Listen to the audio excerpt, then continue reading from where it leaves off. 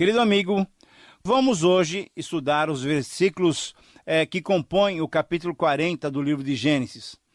Quando estamos estudando e lendo a Bíblia, nós devemos ter sempre em vista o seu verdadeiro propósito. Isso é, contemplar o plano divino de redenção da humanidade por meio da pessoa e obra do Senhor Jesus Cristo, nosso Salvador. Logo no início do programa, eu quero apresentar mais algumas semelhanças entre a vida de José e a vida de Jesus. Dissemos que os paralelos existentes entre a vida de José e a vida de Jesus funcionam como um sinal para nos mostrar a Jesus Cristo. E hoje nós iniciamos mostrando mais alguns paralelos. Nós tínhamos mostrado 2 paralelos e hoje nós vamos mostrar mais 3 paralelos entre a vida de José e a vida de Jesus. O terceiro paralelo, que se refere à separação de que foram alvos José e Jesus. Eles foram separados dos seus irmãos. Veja só, José foi distinguido dos seus irmãos através da túnica talar de várias cores que recebeu do seu pai de Israel. Jesus também foi colocado à parte dos seus demais irmãos, isso é, dos seus irmãos humanos. Jesus foi colocado à parte dos pecadores, não apenas dos filhos de Maria e de José, mas de todos nós seres humanos que nascemos em pecado. Um paralelo, outro, é o paralelo que nos mostra Jesus e José tendo missões distintas. A cada um foi confiada uma missão. José foi enviado a seus irmãos no campo e Jesus foi enviado aos seus irmãos, isso é, a nós, seres humanos, no mundo. José foi enviado para ver como ia o pastoreio das ovelhas. Jesus foi enviado para ser o bom pastor das ovelhas. Ele veio buscar e salvar o que se havia perdido. E ainda um quinto paralelo, e esse é o paralelo final no dia de hoje. O quinto paralelo refere-se à visão que os dois tinham das suas próprias vidas. José anunciou, por meio dos seus sonhos, que iria governar os seus irmãos.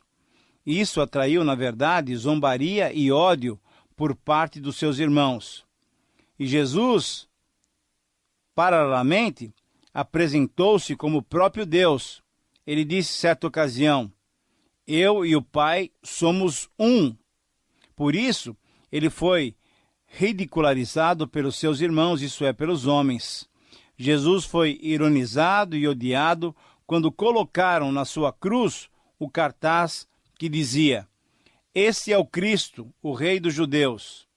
Querido amigo, eu espero que você esteja aproveitando esses paralelos, essas semelhanças, para cada vez mais ver a pessoa do Senhor Jesus, o nosso Salvador, mesmo na leitura das páginas do Antigo Testamento. Mas vamos hoje estudar os versículos que compõem o capítulo 40 do livro de Gênesis. São 23 versos ao todo, e esse texto nos relata que José ainda estava na prisão.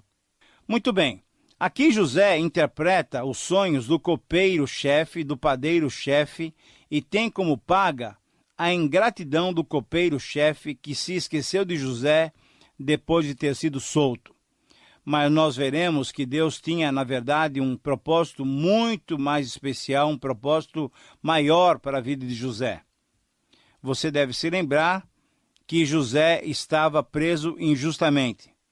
Você se lembra por quê? Porque ele foi vítima da calúnia, da mentira da mulher de Potifar. Essa senhora, essa jovem senhora, o caluniou.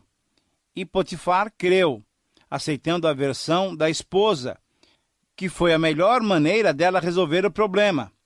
Mas toda aquela situação era para o bem de José. Mas você deve perguntar o seguinte, mas como que um aprisionamento injusto pode ser benéfico? Querido amigo, como diz o ditado popular, Deus escreve certo por linhas tortas, ou pelo menos por linhas tortas do ponto de vista humano. José estava cumprindo o plano de Deus para a sua vida. Ele não compreendia tudo aquilo no momento, aquilo que estava ali acontecendo. Mas José sabia que Deus estava presente. Em qualquer circunstância, ele estava tranquilo, porque sabia que Deus estava na direção da sua vida, na direção das suas circunstâncias. Deus está, na verdade, na direção do mundo. Então, para que se perturbar? Foi aquele o rumo que Deus deu à sua vida? Então ele estava no itinerário divino. Era só uma questão de esperar. O texto nos mostra ainda que José gozava da confiança do comandante da prisão. Você se lembra de termos mencionado no programa passado? O chefe da prisão tinha dado a José o comando da prisão. E ao serem presos, os oficiais do faraó, o copeiro-chefe e o padeiro-chefe, ficaram então sob a sua supervisão. Veja só, ele tinha sido o comandante, o mordomo principal da casa de Potifar, e agora na prisão, mesmo na prisão, ele também se destacava e estava agora como responsável pelos prisioneiros.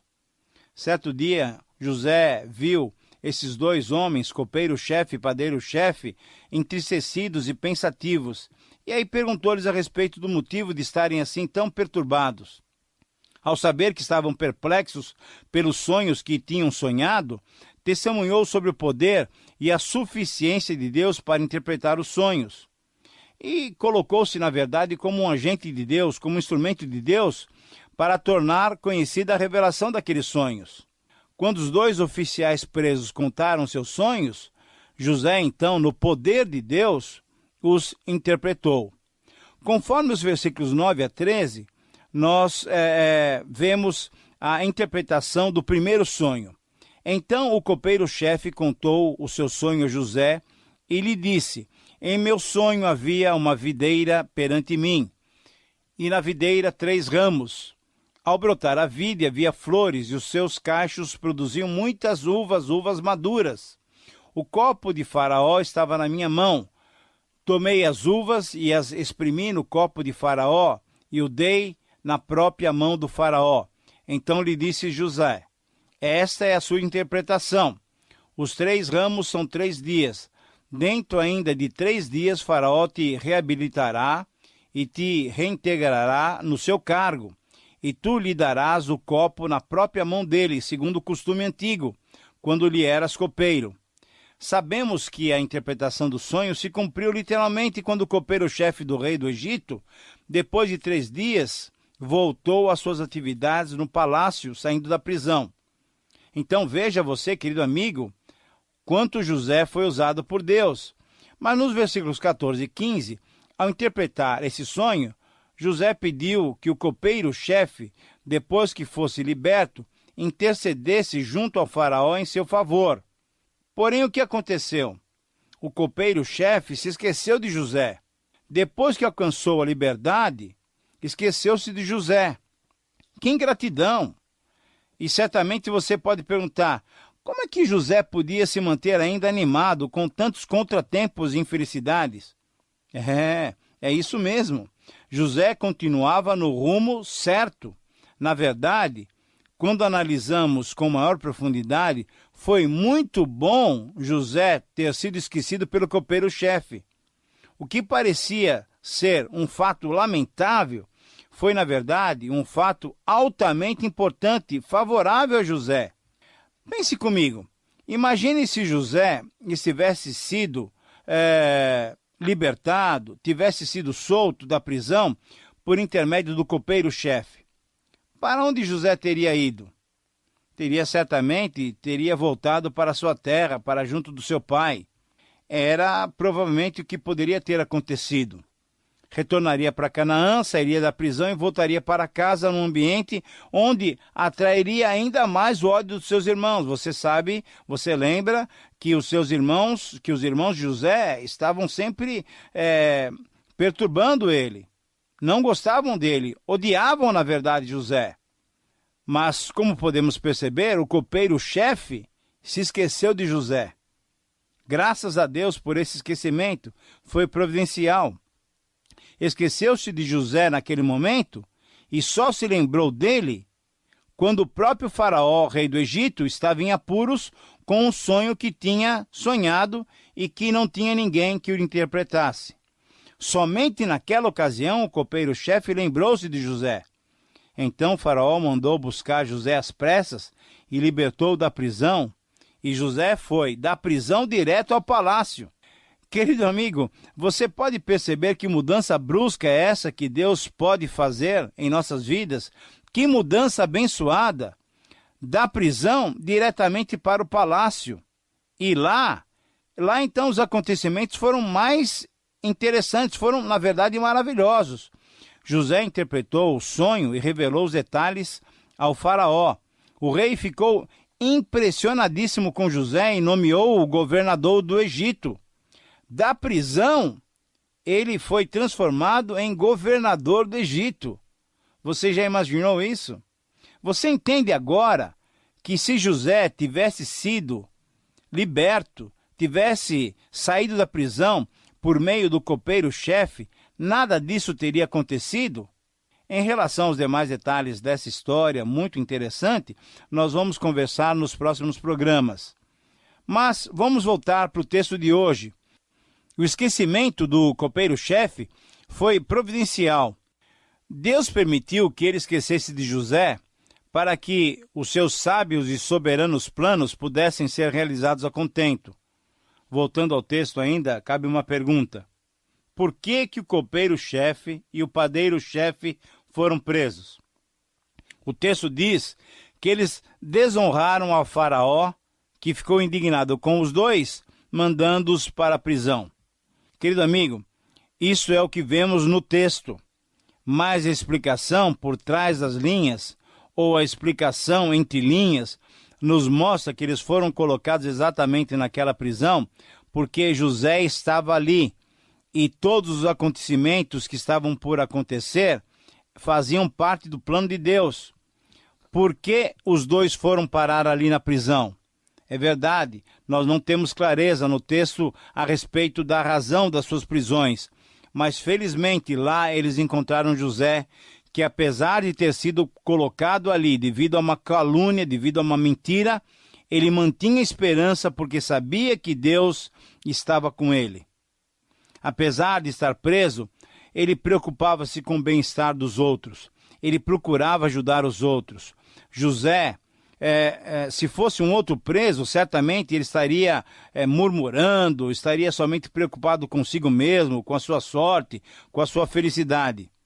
Mas José queria todos felizes, mesmo numa prisão. José preocupava-se com o desânimo dos seus dois companheiros. Então, depois de interpretar o sonho do copeiro-chefe, e não havendo ninguém que interpretasse o sonho do padeiro-chefe, José, que tinha sabedoria divina, porque Deus estava com ele, e sabendo que as interpretações pertencem a Deus, José também se dispôs a ouvir o sonho do padeiro.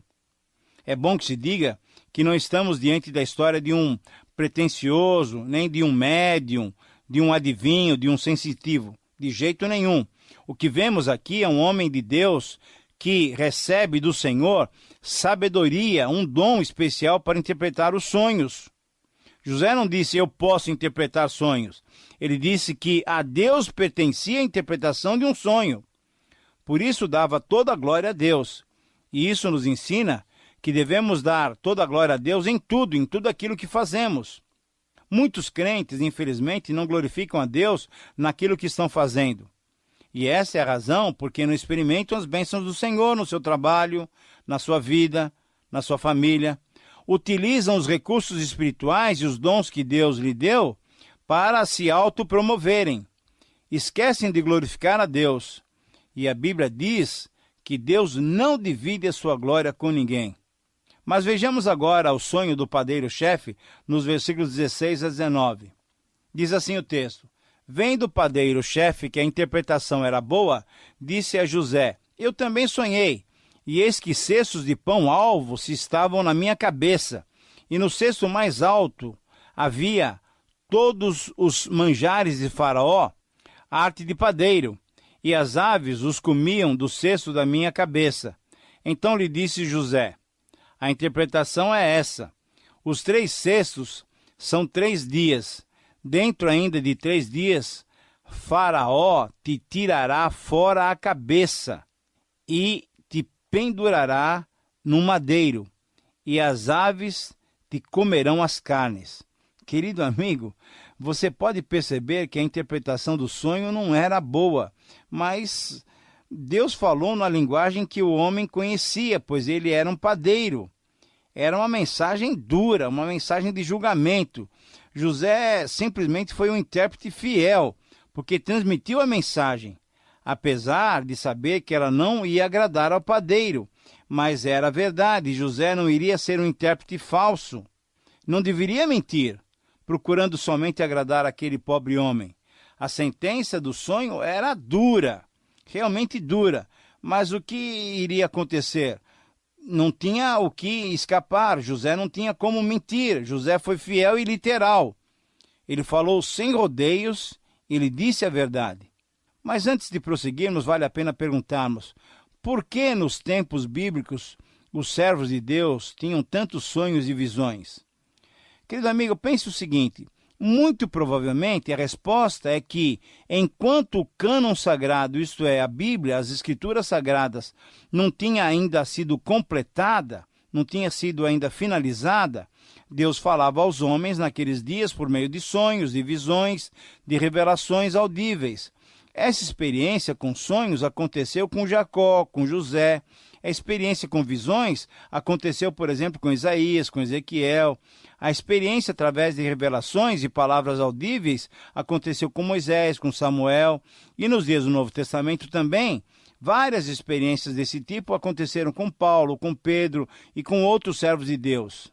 E nos dias de hoje, Deus ainda usa esses recursos?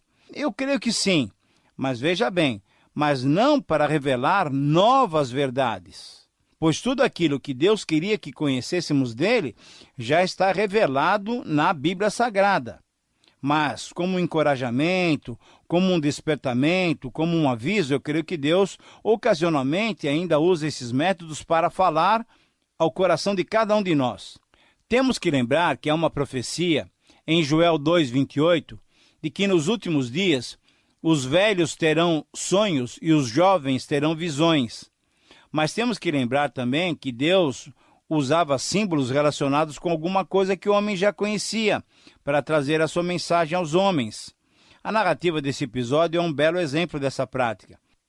Com o copeiro-chefe, que já estava familiarizado com vinha, com a vide, com as uvas, com o vinho que servia ao rei do Egito, Deus usou a figura da videira, das uvas maduras.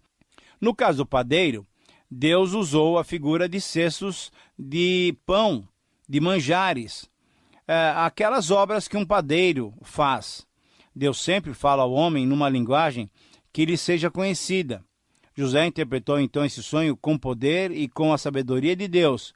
Embora fosse uma interpretação dura e triste para o padeiro, José foi verdadeiro e revelou o significado do sonho. Será que temos lições a aprender desses relatos tão interessantes? Eu creio que sim.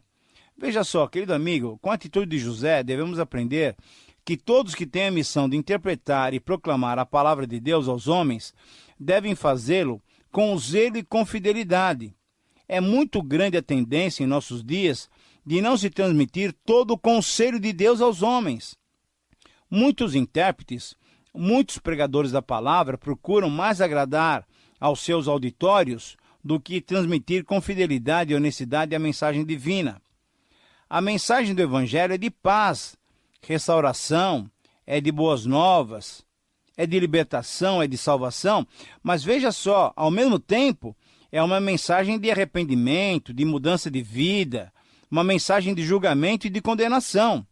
A mensagem do Evangelho é clara em revelar a existência do inferno. Cristo nunca deixou de falar sobre os dois aspectos do Evangelho. Os apóstolos nunca deixaram de falar sobre esses dois aspectos. Nunca deixaram de proclamar a verdade sobre a salvação, mas também falaram sobre a condenação. Quem crê está salvo.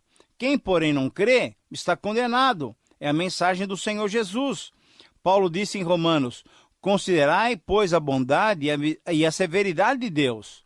Considerai a bondade e a severidade de Deus. Sim, querido amigo, Deus é amor, mas também é justiça. Assim como José foi fiel em relatar as duas mensagens aos seus companheiros de prisão, uma mensagem de libertação e restauração para o copeiro-chefe e uma mensagem de condenação e perdição para o padeiro-chefe, nós temos que ser fiéis ao proclamar a mensagem divina do Evangelho. Temos que ser fiéis a Deus e não aos homens. Com amor, devemos proclamar a totalidade do Evangelho de Jesus. Salvação para quem crê, mas condenação, infelizmente, para aquele que se mantém rebelde, para aquele que se mantém incrédulo. O texto prossegue e nos versículos 20 a 22 temos o relato de que depois de 3 dias, quando o aniversário do faraó aconteceu, tudo ocorreu conforme José tinha dito. Deus lhe dera a interpretação e ele fora fiel em relatar exatamente a palavra divina. Concluindo o nosso estudo e o capítulo, no versículo 23, lemos que o copeiro se esqueceu de José e ele continuou injustamente na prisão. Mas lembre-se, muitas vezes a injustiça dos homens é um canal para Deus realizar as suas maravilhosas obras em favor de nós, os seus servos. Deus tinha uma maneira muito mais adequada para tirar José da prisão. Deus iria promovê-lo da prisão para o trono como governador do Egito. Querido amigo, é assim que Deus prepara os seus servos para cumprir o seu plano gracioso para com seu povo. Essa preparação não acontece numa escola, numa universidade. Deus nos prepara através do sofrimento. Querido amigo, peço a Deus que lhe dê forças para aplicar essas lições à sua vida. Minha oração é que Deus esteja presente com você em todos os momentos dos seus dias. Lembre-se de escrever para nós. Espero a sua companhia no próximo programa. Que Deus te abençoe.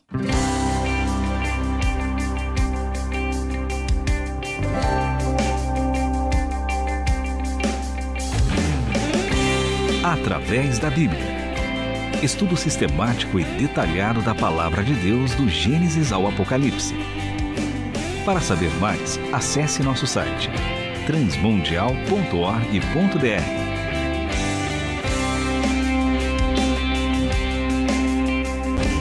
Meu pecado sim expirou na cruz e por graça sem igual salvou-me meu Jesus. Realização Transmundial.